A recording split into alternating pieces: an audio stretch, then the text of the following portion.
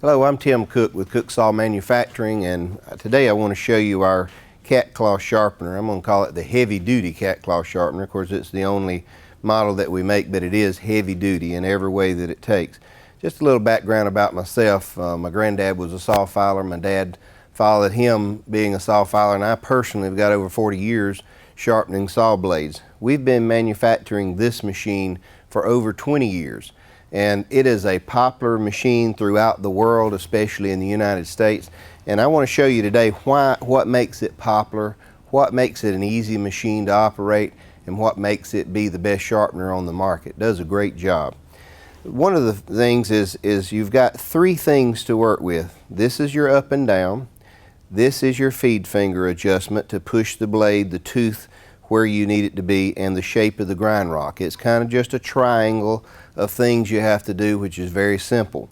It's very easy to shape the grind rock. Most people worry about shaping the grind rock, but you kind of shape off what is hitting what you don't like. If it's hitting too hard on the right side, you shape some off.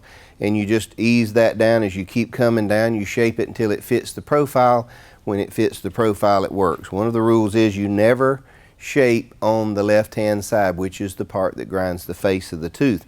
We never shape over there. We leave that alone. We might shape the corner just a little bit to give us a little radius. Anyway, just a little technical about how easy it is to operate and how easy it is to shape that rock. Most of these grind rocks will sharpen about 50 saw blades according to how hard you grind. I've had people report back they get 100, but if you take care of it, grind lightly, and that's one of the things we always want to promote is grind lightly. But it's easy to make these three adjustments. Now the cam is a very important part of the sharpener. This sets the timing, and this cam, the timing is set, the shape of the cam for the profile of the tooth is set. It's a very quick thing. It's less than 5 minutes to change the cam, to change over to a different profile, and we'll show that in a few minutes as we go along. I'm going to turn it on and just let you see how it operates, how to come down the face, follow the profile out the top of the tooth. One of the most important parts of a saw blade is the tip of the tooth, the upper 10/1000ths. That is the part that cuts. That part has to be sharp. The rest of it is the gullet, and the gullet is the carrier of the sawdust. And so what our key important part with this machine is sharpen the tip of the tooth. Get the face correct, get the top of the tooth correct. You've got a blade that'll saw. And so a lot of times there's too much importance put on gullet, but you'll see this thing follows the profile, maintains gullet profile, and that's what you want in a sharpener. Our grinding motor on, gear motor on. We have an adjustable speed on the gear motor. I can speed it up to well above 45 teeth a minute, but where I like to be is around 30 teeth a minute, which is a tooth every 2 seconds. That gives your grind rock grit time to grind and to cut away the metal as it's introduced. If you jam the rock in too fast, it's not going to be able to take and grind the metal away as the grit of the rock comes down into the tooth. I can grind a little bit harder by adjusting here. It's a very simple adjustment. I can get off of the face, on the face. It's very easy to get this thing going. I like to grind in phases. The first phase I want to grind is getting the face lightly sharpened. Really, I'm not sharpening the tooth, but I'm just trying to make sure that this profile at the base of the tooth starts to grind. I go around the blade one time. The next round, I'm making sure that I'm sharpening the tooth, and I may go 1 to 2 more rounds on that. It's going to take about 5 minutes per round on the average blade from about 13 feet to 15 feet long. It'll do a round every 5 minutes approximately. So you're sharpening a blade every 15 minutes. Now an extremely bad dull blade would have to go longer than that. If you're cutting telephone poles, things like that, you may go more rounds. But if we're just talking about you sharpening your blades, you're going to take them off when they show signs of dulling. You're going to sharpen them in probably 2 rounds, but no more than 3 rounds. And so every 15 minutes you're going to have a blade coming off. 10 to 15 minutes you'll have a blade coming off. What I like to do is utilize my setter over on one side of this machine, whether you're right-handed or left-handed, and I'll be setting a blade while I'm letting this machine run. So I can basically accomplish a blade in sharpness and setting every 15 minutes, so about 4 an hour is what I count on. I have some people that report back and say I got 6 an hour, and that's good. The blades are not that dull, so they can go around them once or twice and they're done with them. But some of the features, we have a gear motor here that's a nice heavy duty gear motor. We have a 1/2 horse electric motor here, and it's more than ample horsepower. It's smooth, it's balanced. Sometimes when you go with smaller motors you don't get balance. We have a flat poly V-belt that drives an arbor here. We have a smooth running machine.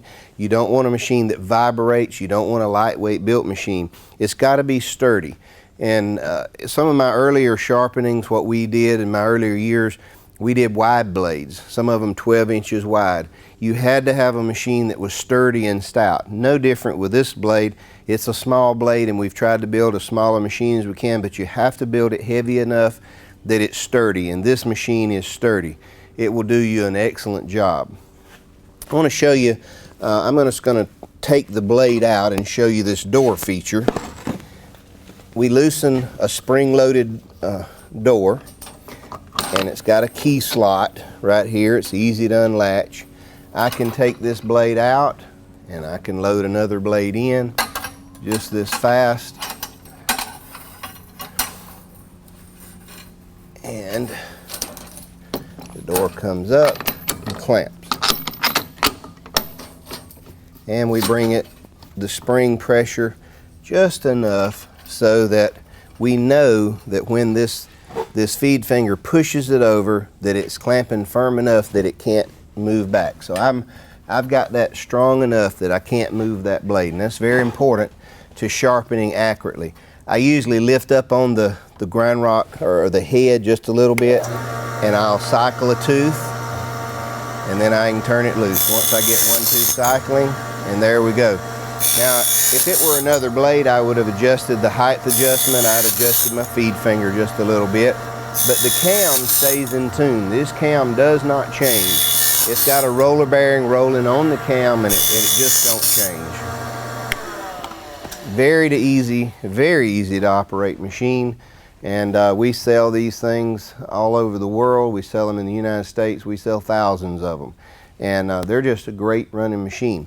One thing I haven't mentioned, this is a sweep grinding machine. It comes down the face and it sweeps the back of the tooth. The feed finger pushes the tooth underneath the grind rock that we're going to grind. That assures that every tooth in this blade are exactly the same height. When you have teeth that are exactly the same height, each tooth does its job when it's called on inside of the wood when it's cutting. Each tooth does its job equally with the one before it and the one after, and it's a more accurate grind. A plunge grinder cannot do that. All a plunge grinder can do is come down and back out. So it can have high teeth and short teeth, and you'll find that in plunge grinding. So the tooth before it, if it's 10 thousandths higher, it does the work of the tooth behind it. So you don't have as many teeth doing their job. The way you know when you've done a good job with sharpening is when your blade cuts 25% better than any new blade. Then you know the sharpener has done its job. And that's what we expect out of the Cat Claw Sharpener. We expect the blade to cut 25% better than when it comes out of the box new. And that's what you want, and that's what we like to deliver to our customers, is a machine that'll do that kind of job.